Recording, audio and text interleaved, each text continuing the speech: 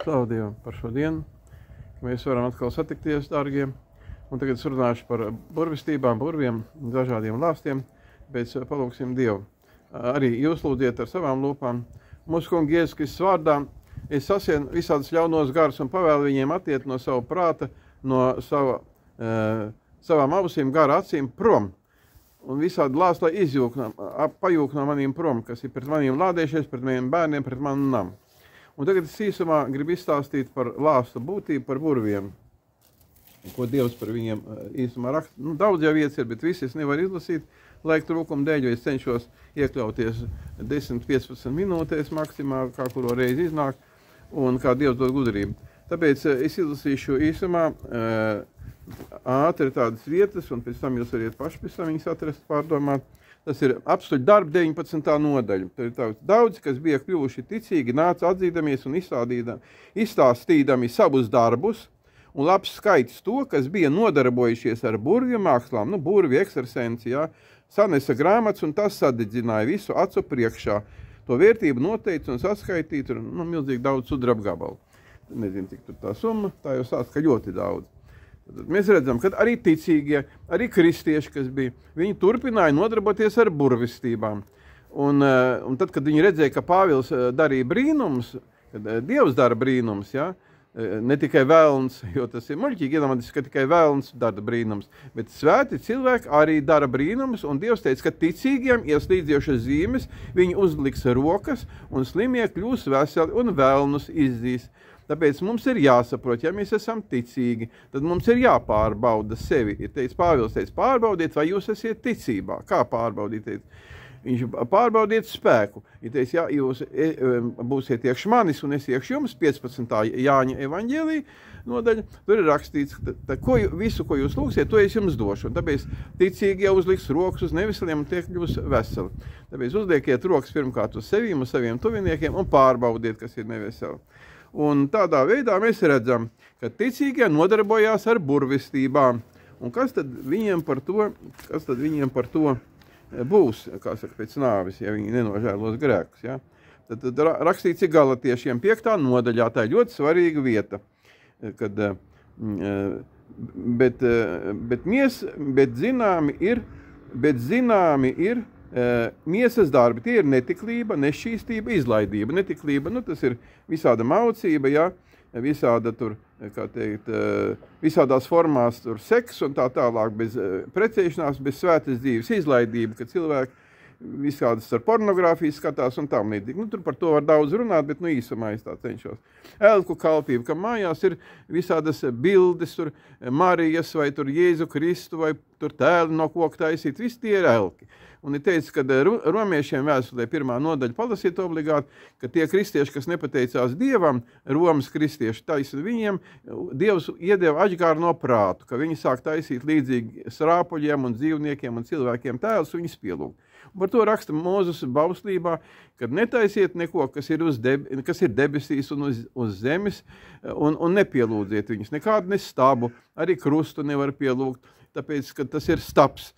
Un, jo pie tā piesita mūsu kungu Jēzu Kristu. Un kas tur ko pielūgt? Vai tas nav jau saprotams, ka tas ir tikpat kā pistoli, ja būtu nošauts Jēzus Kristus pistoli, tad viss sākt taisīt pistoles un bučot viņus.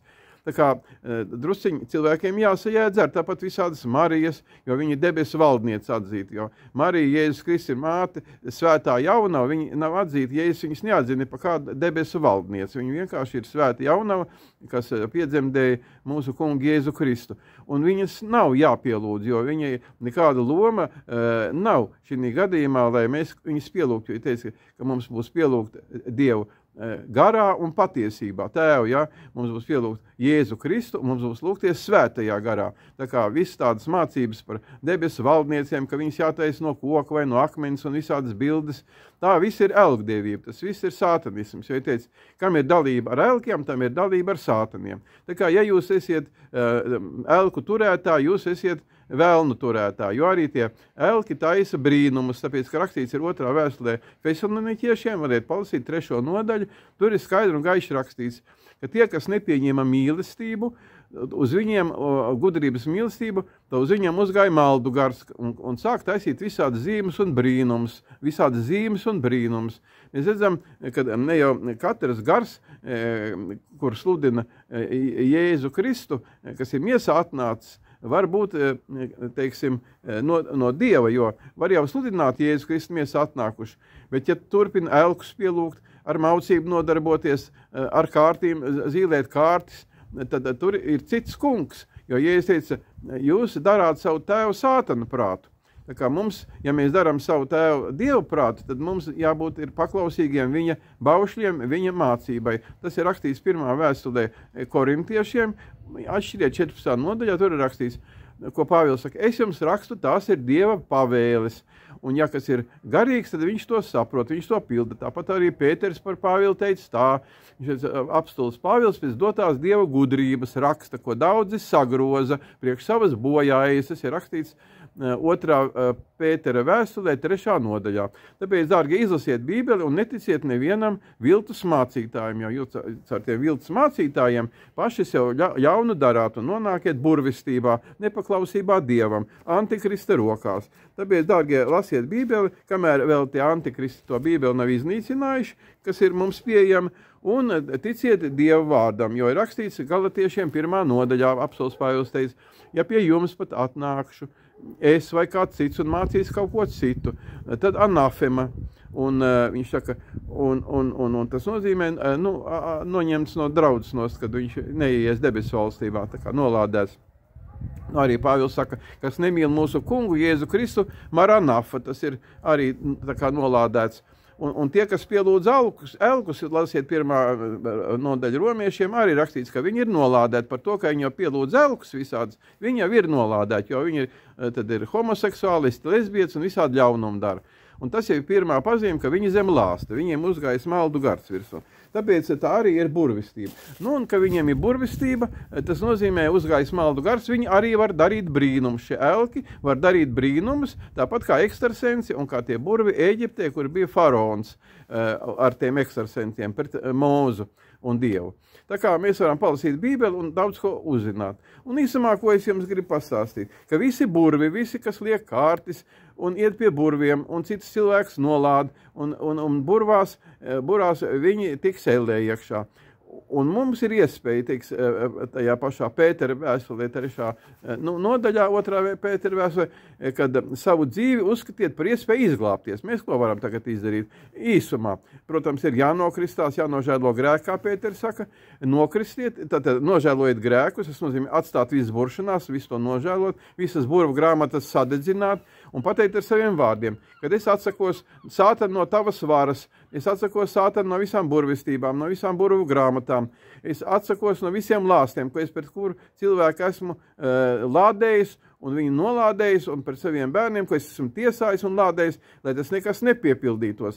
Un es svētīju visus cilvēkus, ko esmu lādējis, lai viņi var izglābties un nonākt paradīzē. Tāpat es svētīju sevi, savu miesu, savu prātu, Jēzus Kristus vārdā mūsu kungs pieņem savā sirdī, lai viņš vada manas domas, svētais gars vadi mani un ienāca manā sirdī. Un es gribu nožēlot un nožēloju savus grēkus, atstāt visu burvistības, visas maucības, visas nepakļaušanas elgdievības un tā tālāk, kas šeit jau bija minēts, un kalpot tev, kungs, ar kristīšanos, kā stāv rakstīts, es gribu nokristīties ūdenī, Dievu Tēvu, Dēlu un Svētā gara vārdā un iedot tev apsolīšanos dzīvot svētu dzīvi. Un piedalīties svētā vakarēdienā, kas ir mūsu kunga miesa un asinis, viņš ņēma maizi, pateicās un svētīja, ka tā ir viņa miesa un asinis, tas ir vīns vai sula, un svētīja, un tās teiksim, Kristus asinis, un ēda un dzērta. Tas katram ir jādara, lai mums grēki tiktu nomazgāti. Un tad ir jālūdz svētais gars, jo Pēters teica, un kristieties, un tad saņemsiet svēto garu, jo mums ir svēti jādzīvo, un svēto garu Dievs dod avansam, kā zīmogu, kad mēs tiekam apzīmogot savā pestīšanas dienā. To palasiet Efeziešiem 1. nodaļā, rakstīts, jūs saņemat svēto garu kā zīmogu savā pestīšanas brīdī. Jo, ka mums nav svētā gara, viņš ir jālūdz, teica, kas Dievam lūgs svēto garu, nedos, ja viņš akmeni. Tāpēc, teiksim, mums Dievs dod man lūdzu svēto garu, kristī man ar svēto garu. Svētais gars nāk ar runāšanu mēlēs. To palasiet 1. vēstulē korintiešiem, īpaši 1. vēstule korintiešiem, 14. nodaļa, ka neliedziet runāt svešās mēlēs. Tāpat tās 8. nodaļā romiešiem ir rakstīts, tur ir rakstīts tā, ka kam nav svētā gara, tas viņam nepieder. Un kad svētais gars aizlūdz nopūtām eņģeļu mēlēm, ko Dievs tikai saprot. Bet lūdziet, Bībelē teiks par svētā gara dāvanām, ka var tulkot šīs mēles, ka var pravietot, jo mums ir vajadzīgs svētā gara izpausums draudzē. Jāiet ir tādā draudzē, kur ir svētā gara izpausums. Tas ir rakstīts atkal 1. vēstulē korintiešiem 14. nodaļā, kā ir visās svētos draudzēs. Pravietošana, mēles meļu tulkošana. Un tas viss ir vajadzīgs, jo rakstīts ir zālmu gudrībās, ka bez atklāsmes no augšienes tauta ir staigāt grēkos, narod jābūt, bez atklāsmes sviša, narod jābūzdan. Tā kā mums ir vajadzīgs šīs atklāsmes, ko Dievs parāda caur sapņiem, tā rakstīts 2. nodaļā apstuļu darbos, ka vecs cilvēks Dievs dos viņiem, kā saka, saprašanu caur sapņiem, piemēram, ja? Tas arī viena no pravietošanas formām. Caur mēlēm, mēļu tulkošanām, tulkošanas dāvana arī ir līdzīgs pravietošanai un praviešu dāvana, un gari ir jāpārbauda. Aizliegt pravietot nedrīkst. Tā stāv rakstīts svētajos rakstos 1. vēstulē korintiešiem un citur. Tāpēc esiet mīļoties svētīti, ka mēs visi varam atteikties no savām burvistībām, neburties, neiet pie ekstrasensiem, jo visi tie cilvēki ir zem lāsta, viņi iet uz elli, kas ir būrušies, ko ekstrasensi ir dziedinājuši. Mums ir jāsaka tādu vārdu, es atsakos no visas savas palīdzības, Sātan, ko tu esi devis visādas dziedināšanas vai tur vēl kaut ko. Es no to visu atsakos mūsu kunga Jēzus Kristus vārdā. Un tad saka Jēzu Kristu, tu mani dziedini un nākt, lai viens par otru lūdziet, izsūdziet grēkus, lai taptu dziedināt. Un lai Dievs jūs bagātīgi svētī, jo es gribu iekļauties zināmā laika limitā, un lai Dievs jūs svētī visu to saprast, ko es jums pateicu, un dodiet tālāk šo filmu zināšanai saviem bērniem, mazbērniem un tā tālāk, un uzrakstiet arī paskaidrojums, savu viedokli, ja jūs esiet kaut ko labu no tā dabūjuši ļaunu, nevajag neko rakstīt, un lai Dievs jūs svētī, jūs bērns, jo teica, taisieties par Kristus mācekļiem un dariet sev mācekļus. Tā kā, ja jūs šo materiālu aizsūtīsiet tālāk, jūs jau darīsiet iespējams kādu mācekli, iesiesiet sēklu, jo, teica, ja kāds pat vienu grēcinieku atgriež pie Dieva uz taisno ceļu, ja viņam daudzi grēki tiek piedot. Tāpēc centieties atgriezt cilvēkus no grēkiem, no maucības, no burvistības, no visādiem abortiem, no tālākas slepkavības un tā tālāk, lai jūs variet kalpot Dievam. Atgriezt no homoseksuālismu, lesbietības, jo tas viss ir Dieva lāsts par to, kad iekrituši nepateicībā Dievam, un tā ir buršanās, kā rakstīts 1. vēstulē romiešiem. Tāpēc klausieties šo labo Dieva vēstu, kamēr Bībele nav aizliegta, jo sakarā ar visiem jauniem likumiem, ka tas viss ir atļauts, Bībele var aizliegt vai arī izraut tās vietas ārā no Bībeles. Bet caur to jau cilvēki vēl vairāk tiks maldināti un vēl vairāk nonāks ellē. Esiet sveicināti, esiet svētīti, esiet gudri un svētiet viens otru mūsu kunga Jēzus Kristus vārdā, esiet svētīti un brīvi, un lai mūsu valsts ir svētīta, lai nav šeit ne kara, ne bada, ne uzbrukuma, ne iebrukuma, nekādas bumbas, lai nekrīt ne uz Rīgu, ne uz vienu jūsu māju, ne uz vienu jūsu dvēseli, lai nevar vēlns paraut. Lai uz jums ir, lūdziet, Dievs dod man savu sargeņģeļus, svētā gara apsardzību, kur arī jūs neiet, lūdziet Dievu, svēto garu, lai viņš jums nāk vienmēr par palīgu un piepildi jūsu sirdi un prātu. Esiet brīvi savā prātā un sirdī, un ja jums prātā nāk Sātana domas, visādas neķītrības, nešķīstības, jūs nesiet brīvi, jūs vēl esiet zemlās. Tāpēc nožēlojiet to, kamēr esiet dzīvi, Apostols Pēters saka, savu dzīvi uzskatiet par iespēju izglābties. Esiet vēlreiz svētīti mūsu kunga Jēzus Kristus vārdā. Amen.